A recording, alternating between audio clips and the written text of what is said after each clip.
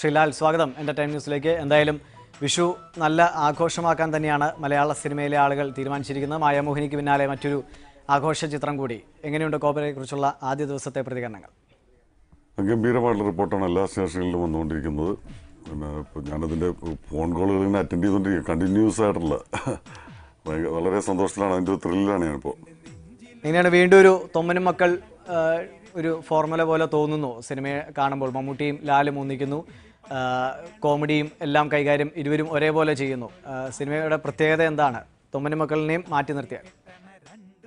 തൊമ്മനോക്കളുമായിട്ട് ബന്ധപ്പെടുത്താനൊന്നുമില്ല, കഥാപരമായിട്ട് അങ്ങനെ ഒരു ബന്ധമില്ല. ഇത് രണ്ട് ട്വിൻ ബ്രദേഴ്സിൻ്റെ ഐഡന്റിക്കൽ അല്ലാത്ത രണ്ട് ഇരട്ട സഹോദരങ്ങളുടെ കഥയാണ്.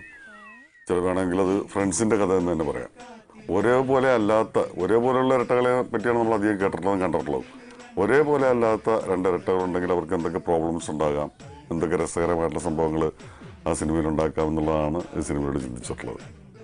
ഈ സിനിമയെക്കുറിച്ച് ചിന്തിക്കുമ്പോൾ തന്നെ മമ്മൂട്ടിയും ശ്രീലാലും തന്നെയായിരുന്നോ ഇതിലെ കേന്ദ്ര കഥാപാത്രങ്ങളായി മനസ്സിലുണ്ടായിരുന്നോ, അതോ പുതുമുഖങ്ങളെ ഒന്ന് പരീക്ഷിച്ചാൽ കൊള്ളാമെന്നുണ്ടായിരുന്നോ? ഇല്ലല്ല, ഈ കഥ തുടങ്ങുന്നത് തന്നെ മമ്മൂട്ടിയെ വെച്ചിട്ടൊരു സിനിമ എന്നുള്ള ചിന്തയിൽ നിന്ന് തുടങ്ങി. കാരണം ഇത്രയും വലിയ ഇത്രയും ഭരതവാടുകളും അംഗീകാരങ്ങളും ഒക്കെ നേടിയിട്ട് ഇത്രയും വലിയൊരു കലാകാരൻ ജീവിച്ചിരിക്കുന്ന ആ കാലഘട്ടത്തിൻ്റെ സംവിധാനം ആയിരിക്കുന്ന ഞാൻ അദ്ദേഹത്തെ വെച്ചൊരു പടം ചെയ്തിട്ടില്ല എന്ന് പറയുന്നത് ഒരു വലിയ കുറവായിട്ട് തന്നെ എനിക്ക് തോന്നി. മമ്മൂക്കയെ വെച്ച് ചെയ്യണം എന്ന് കരുതി തന്നെയാണ് കഥ ആലോചിച്ച് തുടങ്ങിയത്. അപ്പോൾ ആദ്യം ഇതിനകത്ത് എൻ്റെ കഥാപാത്രം ഒരു ഫ്രണ്ട് എന്നുള്ള രീതിയിലാണ് ചിന്തിച്ചത്. പിന്നീടാണ് അതൊരു ഇരട്ട സഹോദരൻ എന്നുള്ളൊരു കൺസെപ്റ്റിലേക്ക് വന്നത്. അതിനുശേഷമാണത് അതിനാരെ കാസ്റ്റ് ചെയ്യും എന്നുള്ള സംഭവം പല കാരണങ്ങളുണ്ട്. പ്രായം കൊണ്ടിട്ട്, ചില കാര്യത്തിൽ കളർ കൊണ്ടിട്ട്,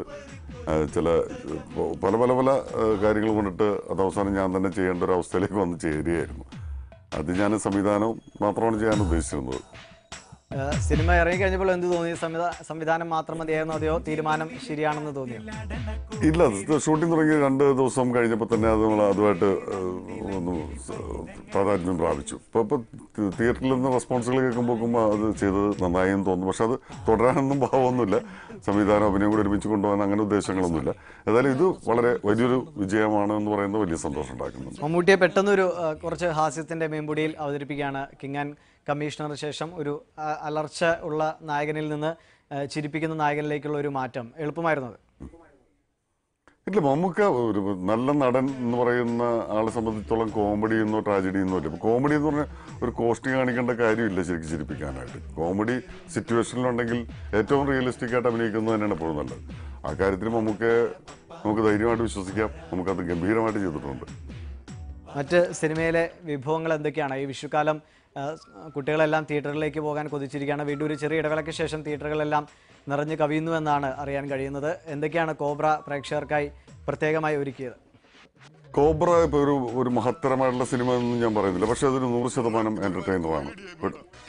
പടത്തിൻ്റെ ബിഗിനിങ് മുതൽ അവസാനം വരെ രസിപ്പിച്ചു കൊണ്ടുപോകുന്ന, അല്ലെങ്കിൽ ഒരു രംഗം കാണുമ്പോൾ അല്ലെങ്കിൽ ഒരു സംഭാഷണം കേൾക്കുമ്പോൾ അടുത്ത സംഭാഷണം എന്താണ്, ഒരു സീൻ കാണുമ്പോൾ അടുത്ത സീൻ എന്താണ് എന്ന് താല്പര്യം ഉണ്ടാക്കുന്ന, ഓരോ സീനും കണ്ടുകൊണ്ടിരിക്കുമ്പോൾ അത് രസിച്ചുകൊണ്ടിരിക്കുന്ന ഒരു 100% എൻ്റർടൈനർ എന്നുള്ള നിലക്ക് തന്നെയാണ് സിനിമയെ ഞാൻ സമീപിച്ചിരിക്കുന്നത്. അത് ഇപ്പോൾ 100% സക്സസ് ആയി എന്ന് പറയുന്നതിനകത്തുള്ള സന്തോഷത്തിലാണ്. ഇനി ഏതാണ് ഇനിയും ചിത്രങ്ങൾ പ്രതീക്ഷിക്കാം എന്തായാലും ലാലിൽ നിന്ന്? സിദ്ദിഖ് ലാൽ കൂട്ടുകെട്ട് വീണ്ടും ഉണ്ടാകണമെന്ന് മലയാളികൾ ആഗ്രഹിക്കുന്നുണ്ട്. അത് ഉടനെ പ്രതീക്ഷിക്കാം, അതോ ഇത്തരം സംരംഭങ്ങൾക്ക് ശേഷം പിന്നാലെ വരുമോ? ഇല്ല എന്ന് ഞാൻ പറയുന്നില്ല. കാരണം ഞാൻ അങ്ങനെ പല കാര്യങ്ങളും, ഇപ്പോൾ ഞാൻ ആദ്യ സിനിമയിൽ അഭിനയിച്ചപ്പോൾ ഇത് ആദ്യത്തെ അവസാനത്തെ സിനിമയാണ്, ഇനി അഭിനയമില്ല എന്ന് പ്രഖ്യാപിച്ച ആളാണ്. പക്ഷെ ആ പടം കണ്ടു കഴിഞ്ഞപ്പോൾ എനിക്ക് അഭിനയിക്കണമെന്ന് തോന്നി, പിന്നീട് ഞാൻ അഭിനയിച്ചു. അപ്പോൾ അഭിപ്രായപ്പെട്ടതായിരുന്നോ അഭിനയിക്കണമെന്ന്? ഏതോ എങ്ങനെ ആദ്യം അഭിനയിച്ചു കഴിഞ്ഞപ്പോൾ വീണ്ടും തോന്നിയെന്ന് പറഞ്ഞല്ലോ, വീണ്ടും അഭിനയിക്കണമെന്ന് സ്വയമുള്ള വിലയിരുത്തലായിരുന്നോ, അതെയോ സുഹൃത്തുക്കളെല്ലാം പറഞ്ഞോ ലാലെ അഭിനയിക്കുക തന്നെ വേണമെന്ന്? അല്ല, മറ്റുള്ളവർ പറയുന്നത് തീർച്ചയായിട്ടും നമ്മൾ വിലയിരുത്തുന്നുണ്ട്. അതിൻ്റെ ഒപ്പം തന്നെ എനിക്ക് തോന്നി ഞാൻ കുഴപ്പമില്ലാത്ത ആളാണ്, അത്യാവശ്യമൊക്കെ അഭിനയിക്കാൻ പറ്റുമെന്ന് എനിക്ക് തോന്നിയായിരുന്നു. അതുകൊണ്ട് തന്നെ പിന്നെ അഭിനയിക്കാൻ തീരുമാനിച്ചു. അതുപോലെ തന്നെ ഇനിയിപ്പോൾ സിദ്ദിഖുമായിട്ട് പടം ചെയ്യേണ്ട ഒരു അവസരം വന്നാൽ ഇല്ല എന്ന് പറയാൻ നമ്മളാരുമല്ല എന്നെനിക്ക് തോന്നുന്നു. അപ്പോൾ അതുകൊണ്ട് ചിലപ്പോൾ ഇനി ഉണ്ടായേക്കാം, പക്ഷെ ഉണ്ടാകാനുള്ള സാധ്യതകൾ കുറവാണ്. എന്തായാലും ശ്രീ സിദ്ദിഖ് ബോളിവുഡിൽ സ്ഥാനം ഉറപ്പിച്ചു കഴിഞ്ഞു. ആ വഴിക്കൊന്ന് സഞ്ചരിക്കാൻ തീരുമാനിക്കുന്നുണ്ടോ എല്ലാവരും? അതല്ല, വരുന്ന വഴി ഞാനൊന്നും തീരുമാനിച്ചുറപ്പിച്ചിട്ട് ചെയ്തിട്ടുള്ള കാര്യങ്ങളല്ല, എല്ലാം വന്ന് ചേർന്നിട്ടുള്ളതാണ്. ഒരു സംവിധാനമായി കളയാം അല്ലെങ്കിൽ ഒരു നടനായി കളയാം എന്ന് ഞാൻ ഒരിക്കലും തീരുമാനിച്ചിട്ടില്ല. അതിനുവേണ്ടി ഇറങ്ങി പുറപ്പെട്ടിട്ടുമില്ല. പക്ഷേ എന്നെങ്കിലും ഇറങ്ങി പുറപ്പെട്ടിട്ടുണ്ടെങ്കിൽ ഞാൻ അതിന് 100% കൃത്യമായിട്ടുള്ള ആളാണെന്ന് തോന്നിയപ്പോൾ മാത്രമാണ്. അവസരങ്ങൾ വന്നു എന്നുണ്ടോ കൊണ്ട് മാത്രമായി ഇറങ്ങിയിട്ടില്ല.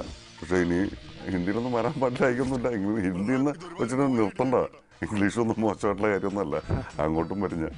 വളരെ നന്ദി ശ്രീ ലാൽ, ഇപ്പോൾ എത്തി കോബ്രയുടെ വിശേഷങ്ങൾ പങ്കുവച്ചതിന്. ഏതായാലും നല്ല നല്ല സിനിമകൾ, ചിരിപ്പിക്കുന്ന നല്ല നല്ല സിനിമകൾ ഇനിയും ലാലിൽ നിന്നും ഒപ്പം ആ പഴയ കൂട്ടുകെട്ടിൽ നിന്നുമെല്ലാം മലയാളികൾ പ്രതീക്ഷിക്കുന്നു. അതുണ്ടാകുമെന്ന് വിശ്വസിക്കുകയും ചെയ്യുന്നു. വളരെ നന്ദി.